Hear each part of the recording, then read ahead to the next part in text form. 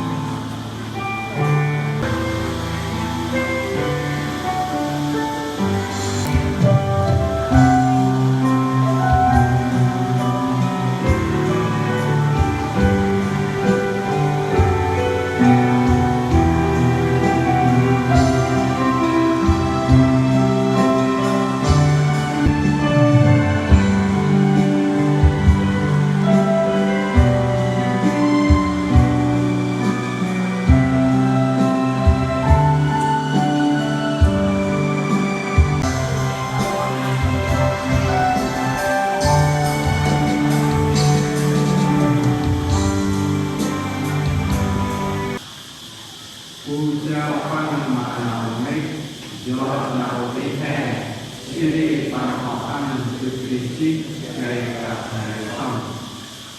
Cha Phan mà mấy do nào đi hè khi đi bằng họ ăn từ kỳ chi ngày cả ngày xong.